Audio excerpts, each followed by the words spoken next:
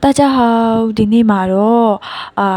ချစ်စရာကောင်းတဲ့ဗီဒီယိုလေးတစ်ပုဒ်ကိုဖာတာပြန်ပြတော့မှာဖြစ်ပါတယ်။အားလုံးပဲအဆင်သင့်ဖြစ်ပြီလား။ဗီဒီယိုလေးကိုအရင်ကြည့်လိုက်ရအောင်။3、2、1。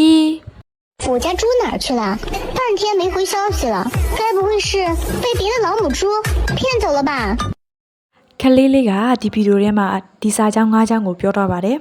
။အဲ့ဒီတော့ကျမတို့တို့တစ်ကြောင်းချင်းစီကိုအသေးစိတ်ဖာတာပြန်ကြည့်လိုက်ရအောင်နော်။ကဲပထမတစ်ကြောင်းရဲ့ဖာတာပြန်ကတော့မြင်တဲ့အတိုင်းပါပဲနော်။ဒီမှာဆိုလို့ရှိရင်ခလေးလေးကပထမတစ်ကြောင်းမှာ我家塞哪去了ဆိုတဲ့စကားလုံးကိုပြောတော့တာဖြစ်ပါတယ်။ဒါပေမဲ့ဘာသာပြန်တဲ့နေရာမှာကျမတို့ကအတိအကျဘာသာပြန်ထားတာမဟုတ်ပါဘူး။ဝါကြားဆိုရင်ကျမတို့တိတာကငါတို့အိမ်ကျွန်တော်အိမ်ကျမအိမ်လို့တိပါတယ်။ဒါပေမဲ့ဒီမှာတော့ဝါကြားကိုကျမအိမ်ကလူကျမချစ်သူလို့ဘာသာပြန်ထားပါတယ်။စိုင်းဆိုတာကခက်မဲ့တဲ့တဘောအဲ့တော့ပြီးတော့နာချွလာဆိုတာကတော့ဘယ်များရောက်နေတယ်လဲဆိုတဲ့အမေတဘောပဲဖြစ်ပါတယ်။ဝါကြဆိုင်နာချွလာဆိုတဲ့အကြောင်းလုံးဘာတွေပြန်ကြည့်မယ်ဆိုလို့ရှိရင်တော့ကျမရဲ့ချစ်သူဘယ်များသွားနေတယ်လဲလို့ခက်မှန်းနေခြင်းဖြစ်ပါတယ်။ဒုတိယအကြောင်းကတော့ပန်ထျန်မင်းဝေရှောက်ရှီပဲဖြစ်ပါတယ်။အတိတ်ပဲကတော့အချိန်အတော်ကြာပြီစာလည်းမပြန်ဘူးပေါ့ဒီလိုအတိတ်ပဲရပါတယ်။ဒီနေရာမှာပန်ထျန်ကိုနေတဝက်လို့ဘာသာမပြန်ဘဲနဲ့အချိန်တော်တော်ကြာလို့ဘာသာပြန်လိုက်ပါတယ်။ပြီးတော့ main ဆိုတာကတော့တိပါတယ်။မဘူးပေါ့နော်။ပြီးတော့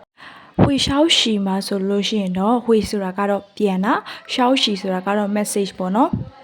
အဲ့ဒီတော့ပန်ချန်မိတ်ဝေရှောက်ရှီဆိုတဲ့တကြောင်လုံးဘာသာပြန်ကြည့်မယ်ဆိုလို့ရှိရင်အချိန်တော်တော်ကြာအထိစာမပြန်ဘူးလို့အဓိပ္ပာယ်ရပါတယ်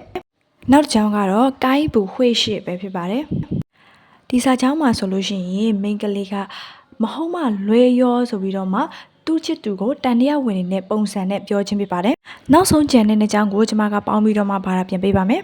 နောက်ဆုံးအနေနဲ့ကလေးမလေးကပိတ်ပြဲတဲ့လောက်မူချူဖြန်းစောက်လပါဆိုပြီးတော့မှသူကပြောထားတာဖြစ်ပါတယ်အတိတ်ပဲကတော့အခြားမိန်းမတယောက်ကိုမြန်လိန်ပြီးတော့မှယူသွားပြီလားဆိုတဲ့အတိတ်ပဲဖြစ်ပါတယ်ဒီမှာဆိုလို့ရှိရင်ပြဲတဲ့အလောင်းမူချူဆိုတာကတော့အခြားမိန်းမကြီးတယောက်ပေါ့နော်အခြားမိန်းမကြီးလို့အတိတ်ပဲရပါတယ်ဖြန့်စောက်ဆိုတာကတော့လိမ့်လေတွားတယ်လို့အတိတ်ပဲရပါတယ်အဲ့ဒီတော့ပိတ်ကျဲတဲ့လောင်းမူချူဖြန့်စောက်လပါဆိုတာကတော့အခြားမိန်းမတယောက်ကိုလိမ့်လေပြီးယူသွားတာလားလို့အတိတ်ပဲရသွားပါတယ်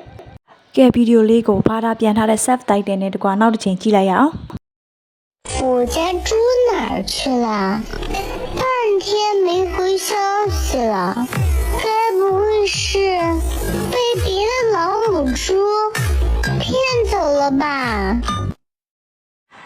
再见大家。